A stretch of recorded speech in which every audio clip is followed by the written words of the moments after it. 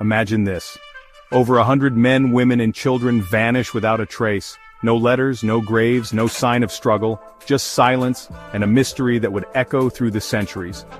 This is the story of the lost colony of Roanoke, a tale that has puzzled historians, inspired storytellers, and haunted the American imagination for more than 400 years.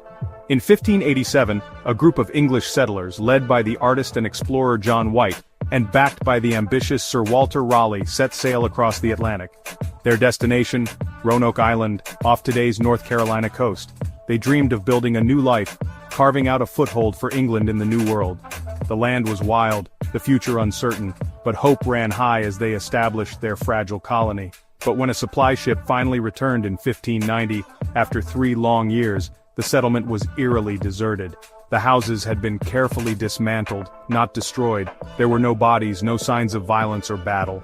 It was as if the entire colony had simply melted away into the wilderness, leaving behind only questions. The only clue left behind was a single word, CROATOAN, carved into a sturdy post, and the letters CRO, etched into a nearby tree. These were not random marks, but signals the colonists had agreed to use if they relocated, a silent message to anyone who might come searching. CROATOAN referred to a nearby island, now known as Hatteras Island, and to a Native American tribe who lived there. This clue suggested the colonists may have moved to join the CROATOAN people, seeking safety, food, or simply a new beginning. Some believe they may have been welcomed, while others think they struggled to survive. But before John White could search for his family and friends, violent storms and a fearful crew forced him to abandon the search. Heartbroken, he sailed back to England, never to see his loved ones again. The fate of the colonists was left unresolved, their story unfinished. Did the colonists join the CROATOAN and blend into their society?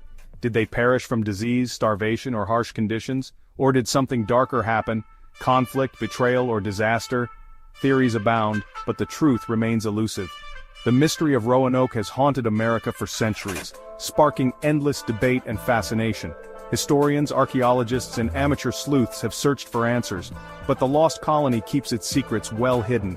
Roanoke isn't just a footnote in history, it's the nation's oldest unsolved case, a puzzle that still captivates us, reminding us how much of our past remains a mystery, waiting to be uncovered. To truly understand the fate of Roanoke, we must first step into the shoes of those who landed on its shores. Imagine arriving in a world utterly unfamiliar, where every tree, every shadow, and every sound is unknown. The settlers faced not only the daunting wilderness, but also the weight of expectations from a distant homeland. Their journey was not just a physical crossing, but a leap into the unknown, filled with hope, fear, and uncertainty. An earlier 1585 military outpost had already soured relations with local tribes, leaving a legacy of mistrust. The English presence was seen as a threat, and misunderstandings quickly escalated into conflict. The scars of these first encounters lingered, shaping every interaction that followed. The 1587 settlers, including women and children, were meant to travel further north, but their pilot, Simon Fernandez, left them at Roanoke, perhaps for reasons lost to history, or perhaps as part of a larger, hidden agenda. This unexpected landing set the stage for everything that followed. They arrived with damaged supplies, their food stores already compromised by the long voyage. The settlers faced immediate shortages, and their relations with local tribes were already strained. Isolated and vulnerable, they found themselves in a world shaped by imperial rivalry and suspicion. England desperately wanted a foothold in the New World to challenge Spain's dominance. Roanoke was more than a settlement. It was a pawn in a high-stakes game of empire, where every move could tip the balance of power across continents. The colonists' survival depended on fragile supply lines that stretched across the Atlantic, and on uneasy alliances with local tribes. Every day was a test of diplomacy and endurance, as they bartered for food and tried to build trust in a land that was both opportunity and threat. They were under immense pressure to succeed, not just for themselves but for the hopes of a nation. Yet, war in Europe cut them off from help, and the vast ocean became a barrier that grew wider with every passing day. The settlers watched the horizon, waiting for rescue that might never come. Their existence was precarious, caught between English ambition, native politics, and the unforgiving realities of the land. Each day brought new challenges: hunger, disease, and the constant threat of violence. The dream of a new life was shadowed by the struggle to simply survive. Every decision was a gamble for survival. Should they seek help or stay hidden, trust a neighbor or keep their distance? The wrong choice could mean disaster for all. The odds were stacked against them from the very beginning. In this new world, every hope was fragile, and every foothold could crumble in an instant. John White, the colony's governor and an artist, had a personal stake. His daughter and granddaughter, Virginia Dare, were among the settlers. Supplies ran low, so White sailed back to England for help, leaving his family behind. But England was gripped by war with Spain. Every ship was commandeered for defense. White's pleas were drowned out by the threat of the Spanish Armada. For 3 years, he tried desperately to return, but was blocked at every turn. A failed rescue attempt ended in piracy and disaster. Only in 1590 did White finally secure passage back, joining a privateering expedition. His planned quick trip had become a nightmare. As he sailed back, he could only hope his family and colony had survived. The delay would prove fateful.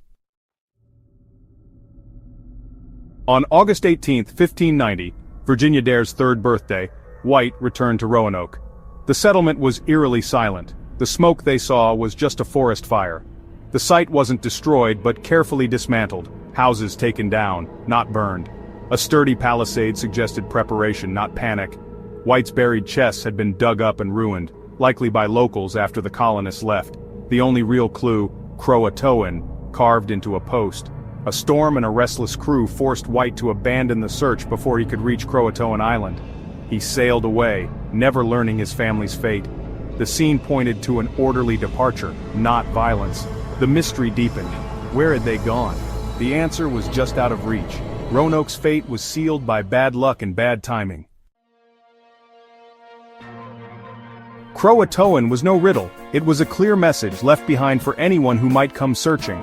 The word wasn't a cryptic code or a desperate plea. Instead, it was a straightforward signpost, a clue meant to guide those who cared to look. The Croatoan were a local tribe, known allies of the English, led by the respected Manteo. He had even traveled across the ocean to England and back, forging bonds between the two worlds. The relationship between the settlers and the Croatoan was built on trust and mutual support, making the message even more significant. Most likely the colonists moved to Croatoan Island, hoping to find safety and resources. They expected John White, their governor, to follow their trail and reunite with them. The move was a calculated decision for survival, not a panicked flight. There were no signs of violence or chaos at the abandoned settlement. The absence of a distress symbol, like the Maltese cross, suggested the departure was peaceful and planned, not forced or hurried. Tragically, White never reached Croatoan Island. Storms, bad luck, and political obstacles kept him from following the trail. No English expedition ever confirmed what happened to the colonists, leaving their fate a mystery. Later, new settlers and explorers heard rumors, stories of Europeans living among native tribes, of children with gray eyes, of English words spoken in distant villages. But none of these tales could be proven. Over the centuries, Croatoan became a word wrapped in myth, mystery, and ghost stories. It inspired legends, haunted books, and even appeared in tales of disappearances far from Roanoke. But if you strip away the centuries of speculation and folklore, the meaning is simple. We went here. It was a message of hope, not despair. The real tragedy is that no one followed the trail in time. The path was there, but fate and circumstance kept the searchers away. The colonists did what they were told to do, leave a sign, move to safety, wait for rescue. But history had other plans, and their story faded into the unknown. The clue was clear, the message unmistakable. Yet the answer to Roanoke's mystery slipped quietly into the shadows of time. One theory is that the colonists were killed by hostile tribes. Tensions with mainland groups ran high, fueled by past English aggression. Chief Powhatan later claimed he destroyed a group of whites living with a rival tribe, showing off English artifacts as proof. But the Roanoke site showed no signs of violence, no bodies, no burned buildings. The dismantled settlement suggests a planned move, not a massacre. Still, conflict can't be ruled out. The colonists were vulnerable and outnumbered. Perhaps violence struck after they relocated or disputes escalated elsewhere. The ransacked chests could be evidence of looting after the fact. While the massacre theory is plausible, it doesn't fit all the facts. The real story may be more complex than simple conquest. Most historians now believe the colonists survived by joining their native allies. Facing starvation, they likely split into groups, some going to CROATOAN Island, others inland. Oral traditions on Hatteras Island tell of English ancestry, blue eyes, surnames, and stories of white ancestors. Explorer John Lawson met natives who claimed their ancestors could talk in a book, hinting at literacy. Jamestown settlers heard tales of people with English traits and customs living nearby. These clues suggest the colonists blended into native society, their English identity fading over generations. Virginia Dare may have become the first of a new mixed people. The mystery isn't disappearance but transformation. The colonists didn't vanish, they were absorbed. Their story became part of the American tapestry. The line between lost and found is blurrier than we think. Archaeology has breathed new life into the Roanoke mystery. On Hatteras Island, English artifacts, writing tablets, rapier hilts, pottery, have been found mixed with native items. This suggests two cultures living side by side, supporting the assimilation theory. Another site, Site X, inland from Roanoke, revealed English pottery not used by later settlers. These finds hint that some colonists moved inland, splitting from the main group. Yet no definitive settlement or graveyard has been found. The evidence is scattered, proof of English presence but not their ultimate fate. Are these traces from survivors or just traded goods? The archaeological trail is warm, but the final answer remains elusive. The search continues, one artifact at a time. After centuries, Roanoke's mystery endures because it's about more than disappearance. The colonists left a clear clue, but no one followed it. Most likely, they assimilated, their Englishness fading into the American landscape. Roanoke is a story of survival, adaptation, and the birth of something new. It blurs the lines between conqueror and native, between lost and found. The lack of a final answer keeps us searching, generation after generation. Every artifact and theory adds to the legend. Roanoke is America's first chapter, its last page still unwritten. The colonists aren't just lost, they're woven into history. The search for Roanoke is a search for our own origins.